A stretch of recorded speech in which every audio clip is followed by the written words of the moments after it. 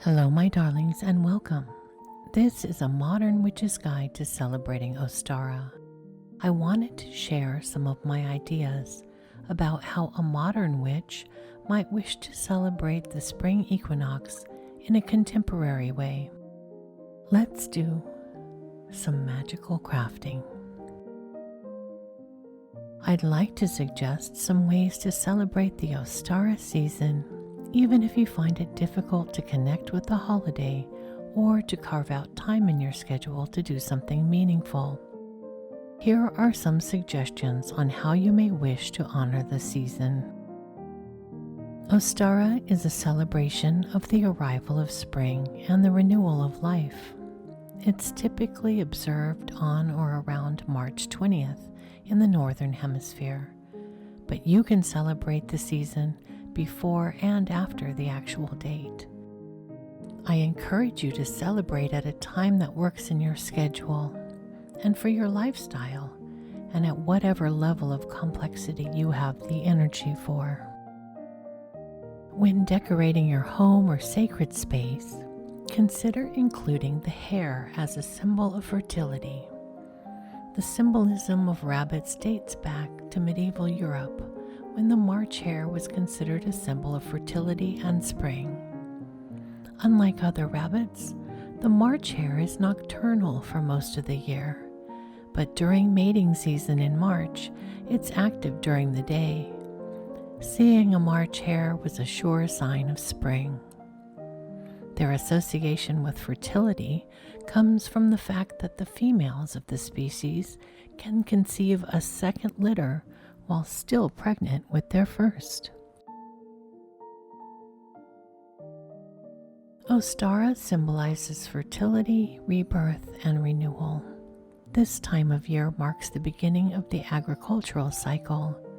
You could celebrate this season of growth by sowing seeds. You do not need expensive kits or specialized seed trays.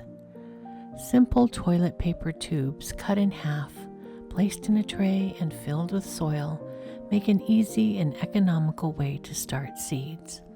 And you can transplant the whole seedling tube into a pot or into the ground. If it's too cold to begin planting, you can still plan a vegetable garden or a pollinator garden filled with flowers that attract bees, butterflies, and hummingbirds. The mindful act of planning for future growth is a wonderful way to honor the season.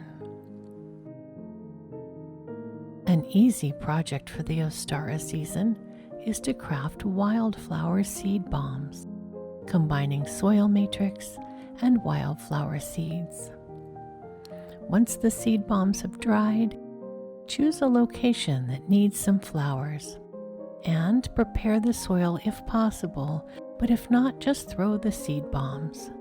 Water the area if you can, or use seed bombs right before or after the rain. Then wait and watch the wildflowers spring up. Another way to incorporate seeds into an Ostara offering is to create seed cakes for the birds. Seed cakes are a fun and fast project and a great way to celebrate Ostara and honor the spirit of the lands you live on. There are so many different ways to make these treats for the birds, and everyone's will come out a little bit differently.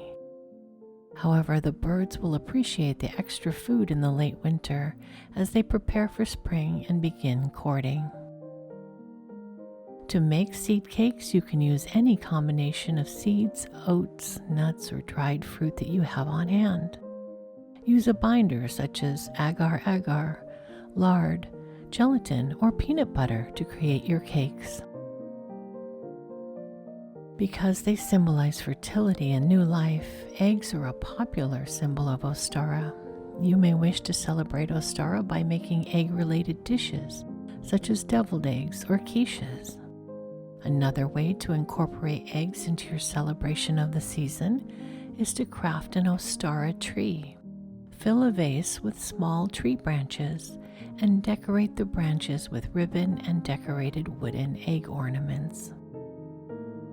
Other foods that celebrate springtime include lavender and lemon shortbread cookies and hot crossed buns. Eating or making dishes with sprouted greens or microgreens is a vegetarian or vegan way to celebrate the season. If you want to celebrate with loved ones, consider marking the arrival of spring with a picnic, potluck, or other gathering. While not everyone has the time, ability, or energy to begin gardening or host a gathering, going outside to meditate and perform a simple ritual to welcome the spring is another option to celebrate the season. Spend some time in nature and take note of the signs of spring in the plants and animals around you. You may wish to set up a sacred space in your home to celebrate the spring. Decorate with the colors of the season: greens, pinks, blue. Consider including animal symbols such as rabbits, lambs, caterpillars, and bumblebees. Or adorn your home or altar with magical spring flowers such as daffodils, crocus, and tulips. While lilies are also spring flowers, all parts of the live plant are deadly to cats and toxic to dogs. If you have beloved pets, use fake lilies in your decor instead. If you craft an Ostara tree, place that in your sacred space, as well as gemstones and crystals such as aquamarine, rose quartz, and moonstone. Milk and honey are also popular offerings that can be placed on the altar. This season has been celebrated by cultures throughout history with festivals for Aphrodite from Cyprus, Hathor from Egypt, and Ostara from Scandinavia. In the Anglo-Saxon pantheon, Ostara is the Germanic goddess of spring and dawn. On the old Germanic calendar, the equivalent month to April was called Ostaramonad, or Easter month. We often see Ostara honored on this day. Another activity that honors the season of spring equinox is to mindfully clean your home. If you don't have the time or energy to do a full spring cleaning of your space, consider doing a quick decluttering session or two instead. You may wish to donate your household items to a worthy cause as a further act of service that honors the season as well. If you have any Ostara traditions that you would like to share, I would love to read about them in the comments, especially if you have any suggestions for celebrating the spring equinox in the modern day, and any tips and tricks for witches who have very little time in their day to celebrate. I hope this video gives you some ideas on how to craft your own spring equinox celebration, and I hope you have a blessed Ostara season.